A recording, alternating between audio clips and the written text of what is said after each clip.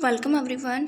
देखिए गाइज, जो ऑब्जेक्शन किए जा रहे हैं तो जो ऑब्जेक्शनेबल क्वेश्चन हैं उन पे किया जाए तो ज़्यादा अच्छी बात है, लेकिन यहाँ पे कुछ क्वेश्चन ऐसे भी हैं जो ऑब्जेक्शन करने के योग्य ही नहीं है। ठीक है, जैसे कि आप इस क्वेश्चन को देख सकते हैं। एक क्वेश्चन था यूपी मातृभूमि योजना, जिसमें राइट आंसर था। तो अगर आप नेट पे भी देखोगे ना तो भी आपको यूपी मातृभूमि योजना ही मिलेगा। इसके लिए आपको किसी ऑथेंटिक बुक के सोर्स की ज़रूरत नहीं है।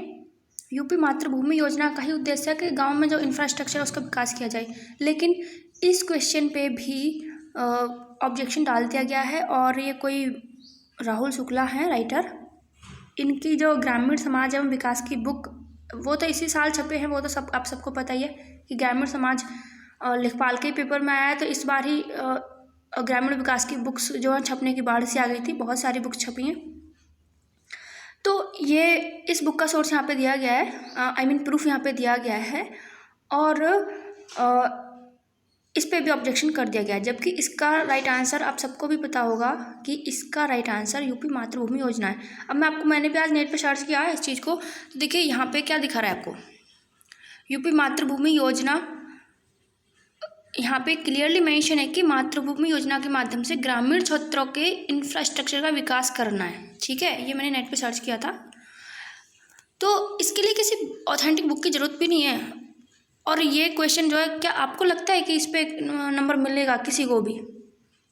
जिसका सही है बस उसी को मिलेगा। यूपी मातृभूमि इसका राइट आंसर है, ये आंसर चेंज नहीं होने वाला है। अब आपको कुछ लोग बोलेंगे कि जी आप लगा के आई हो इसको तो इसलिए बोल रहे हो। मैं लगा के आई हूँ इसलिए नहीं बोल रही हूँ, इसलिए बोल रही हूँ क्योंकि मातृभूमि योजना का जो उद्देश्य है वो सही दिया हुआ था उसमें, और वो सही भी था। ठीक है, अब एक और क्वेश्चन मैं आपको ऐसे दिखाती हूँ जिसपे बिना बात के ऑब्जेक्शन किया गया है। तो यार ऐसे क्वेश्चन पे तो ऑब्जेक्शन मत भेजो ना, जिसपे मार्क्स मिलने के चांसेस हैं उन पे आप भेजो, लेकिन ऐसे क्वेश्चन भेज रहे हो आप लोग कि आयोग का दिमाग भी ठनक जाए पूरी तरीके से यार कि क्या क्या ये क्वेश्चन कोई ऑब्जेक्ट नहीं वाला है। ठीक है, एक ये देखिए क्वेश्चन नंबर 69 है सेट बी का। इसमें लिखा हुआ है वायरस का। जो वायरस वाला था वो तो कितना इजी क्वेश्चन था, इस पर भी आप लोग ऑब्जेक्शन कर रहे हो। कितना इजी क्वेश्चन था कि अगर आपको कब पता चलेगा, जब आप किसी अटैचमेंट को ओपन करोगे ईमेल में तभी तो आपको पता चलेगा। तो इजी क्वेश्चन था ना, और किसी एक आध का गलत हुआ होगा, ये उसने ही ये ऑब्जेक्शन कर दिया है। अदरवाइज कोई भी इसको ऑब्जेक्शन नहीं करने वाला था, लेकिन शायद जिसका भी एक आध का ही हुआ होगा उसने इस पर कर दिया है। तो किसने किया है ये तो अब नहीं पता, क्योंकि ये मुझे एक ग्रुप में मिला था, तो मुझे इसके बारे में जानकारी नहीं है कि किसने कर दिया इसको ऑब्जेक्शन, लेकिन हाँ इसको किया है। लेकिन मैं आपसे इन क्वेश्चन को शेयर क्यों कर रही हूँ, उसका रीज़न ये है, क्योंकि कुछ लोग बाद में बोलेंगे कि इन क्वेश्चन को क्यों दिखा रही हो। इसका रीज़न ये है कि क्या आपको लग रहा है कि ये क्वेश्चन ऑब्जेक्शनेबल हैं? ये मुझे तो नहीं लग रहा है। मैंने अपनी राय आपको बता दी, और आपको क्या लग रहा है आप भी बताइएगा। ठीक है, अब मैं कुछ क्वेश्चन और दिखाती हूँ। देखिए, अब कुछ कैंडिडेट इस वाले क्वेश्चन पर ना बहुत ज़्यादा विवाद हो रहा है, क्योंकि इस वाले क्वेश्चन पे कैंडिडेट आई थिंक 50-50 में बटे हुए हैं। आधे 8 लगा के आए हैं, अगर 2-2.5 लाख ने पेपर दिया है तो 1.25 लाख 8 लगा के आए हैं, और 1.25 लाख 9 लगा के आए हैं। तो इस क्वेश्चन का आज कन्फ्यूजन मैं आपको दूर कर देती हूँ। इस क्वेश्चन का राइट आंसर 8 ही है। अब आप लोग बोलोगे कि यहाँ तो 9 दिया हुआ है। तो ये जो क्वेश्चन आप देख रहे हो ना, पहले तो 8 आंसर उन्होंने 9 आंसर दे दिया है, लेकिन जब संशोधित आंसर की आती है ना उसमें वो वाले किसी बुक में नहीं छपते हैं संशोधित वाले। यहाँ पे 8-8 दे दिया है दोनों को। ठीक है, लेकिन उसमें तो सही है। एनसीटी को छोड़कर क्वेश्चन नंबर 11 को अगर आप देखोगे तो यहाँ पे 8 दिया है। एनसीटी को छोड़कर यहाँ पे भी 9 दिया है। खैर इसको छोड़ो, आप मैं आपको एक प्रूफ दिखाती हूँ किसका। ये बुक है एम लक्ष्मीकांत। ये तो यहाँ से तो नेट से लिया है आई थिंक। मैंने अब एक पिक्चर लिया था, दिखाती हूँ वहाँ से। ये रहा एम लक्ष्मीकांत की बुक। अगर किसी ने पढ़ी होगी, और एम लक्ष्मीकांत कितना ऑथेंटिक सोर्स है ये तो आप सब भी जानते हो, क्योंकि पॉलिटी की अगर बुक आपको पढ़नी है तो हर कोई आपको सजेस्ट करेगा, चाहे किसी आप छोटे एग्जाम को दे रहे हो, चाहे यूपीएससी तक दे रहे हो, तो आपको एम लक्ष्मीकांत ही पढ़ने के लिए बोलेगा पॉलिटी के लिए। ठीक है, तो ये पॉलिटी की ही बुक है, और मैं आपको दिखा रही हूँ अब कि इसमें राइट आंसर क्या होने वाला है। कुछ लोग बोल रहे हैं वहाँ पे भारतीय संघ लिखा हुआ था, भारत संघ में। तो गाइज संघ का मतलब क्या होता है और भारतीय क्षेत्र का मतलब क्या होता है, ये चीज़ यहाँ पे क्लियरली मेंशन है। अब देखिए आप, यहाँ पे मेरे पास पेन नहीं चलता, इसमें पेन नहीं है, आपको ऐसे ही मैं बताऊंगी। यहाँ पे देखिए आप, लिखा हुआ है अनुच्छेद 1 के अनुसार भारतीय क्षेत्र को 3 श्रेणियों में बांटा जा सकता है। राज्यों के क्षेत्र, संघ क्षेत्र और ऐसे क्षेत्र जिन्हें किसी भी समय भारत सरकार द्वारा अधिग्रहित किया जा सकता है। ठीक है, देख लिया यहाँ पे। अब इधर चलते हैं थोड़ा सा। अब देखिए, उल्लेखनीय है कि भारत के क्षेत्र भारत का संघ से ज़्यादा व्यापक अर्थ समेटे हैं। ठीक है, क्योंकि बाद वाले में सिर्फ राज्य शामिल हैं, यानी कि भारत के संघ में तो सिर्फ राज्य शामिल हैं और भारत के जो क्षेत्र है उसमें राज्य भी आते हैं और यूटीज़ भी आते हैं और साथ ही कोई और क्षेत्र भारत को एक्वायर करना है वो भी आता है। इस वाले पैराग्राफ को आप ध्यान से पढ़ लीजिए, तो फिर आप कोई भी ऑब्जेक्शन करेंगे ही नहीं। 8 वाले सही हैं यहाँ पे, और किसी को कुछ मुझे बोलना है तो सोच समझ के बोले। क्यों?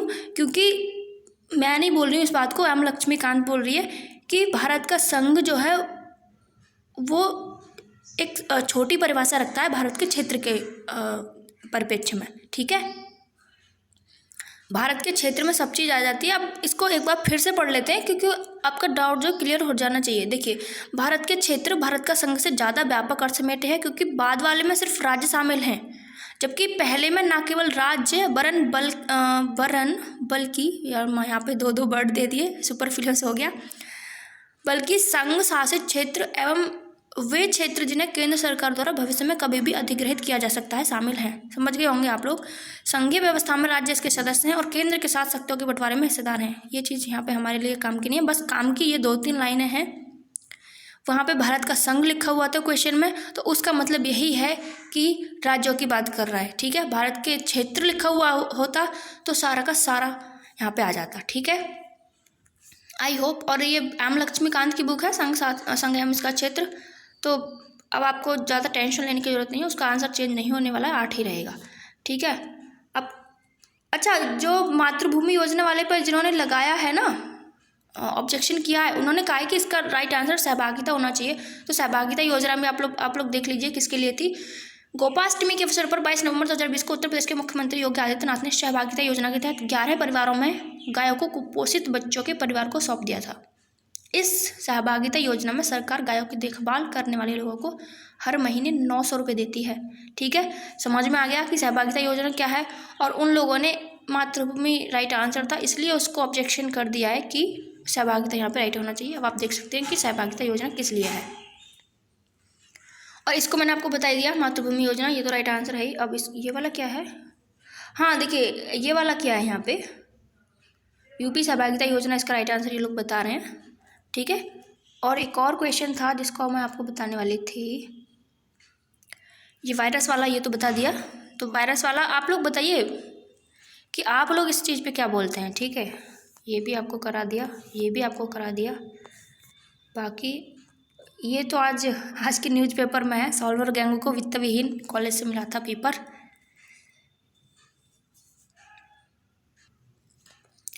देखिए, एक और क्वेश्चन की हम यहाँ पे बात करते हैं, जो दांडी वाला क्वेश्चन था, या तो उसमें दांडी आंसर लगा के आए हैं लोग या फिर साबरमती पे लगा के आए हैं। तो अब कुछ लोग कह रहे हैं कि दांडी यात्रा शुरू करी थी साबरमती से, तो जबकि नमक सत्याग्रह तो दांडी पहुंचकर ही शुरू हुआ था। और सच्ची बात बताऊं तो मैंने भी दांडी ही लगाया है, और यही थिंग मेरे भी माइंड में आई थी जब मैंने आपको अपने मार्क्स बताए हैं जिस वीडियो में, उसमें आपको क्लियर कर दिया था कि मेरा माइंड पता नहीं किस तरफ चल गया और मैंने दांडी आंसर लगा दिया। मैंने ये बोला था आपसे। ठीक है, तो मैंने तो अपना वो गलत ही माना है, ना ही मैंने इस क्वेश्चन पे मैंने तो किया भी नहीं है ऑब्जेक्शन। क्यों नहीं किया, उसका रीज़न भी मैं आपको बताऊंगी, लेकिन पहले मैं आपको ये बता रही हूँ कि कुछ लोगों ने इस क्वेश्चन पे भी ऑब्जेक्शन कर दिया है, और उनका रीज़न यही है जो मैंने आपको बताया कि उनका कहना है कि नमक सत्याग्रह तो जब नमक बना दिया था गांधी ने प्रतीकात्मक रूप से, तब सत्याग्रह शुरू हुआ था, नमक सत्याग्रह, और उसके बाद भारत के बाकी क्षेत्रों में भी स्टार्ट हो गया था। तो यानी कि ये लोग बात कर रहे हैं 6 अप्रैल के दिन की। ठीक है, जबकि जो 12 मार्च से तो दांडी मार्च शुरू हुआ था, ना कि नमक सत्याग्रह शुरू हो गया था। तो साबरमती आश्रम इसका राइट आंसर नहीं होगा, इसका राइट आंसर दांडी होगा। ये उन लोगों का कहना है जिन्होंने इस क्वेश्चन पे ऑब्जेक्शन किया है। अब यार मेरे तो समझ में नहीं आया था, मैं तो जितने क्वेश्चन थे आपको बता चुकी हूँ, ऑब्जेक्शन कर चुकी हूँ, इस पर मैंने नहीं किया है। आप लोग क्या कहते हो इस चीज़ पे, ये आप लोग बताइएगा, ठीक है। और बाकी तो आयोग जाने, आयोग जाने उसकी माया क्या है, उसके मन में क्या चल रहा है, हमको नहीं पता, ठीक है। मैंने तो बस आपको ये बता दिया। बाकी ये क्या है,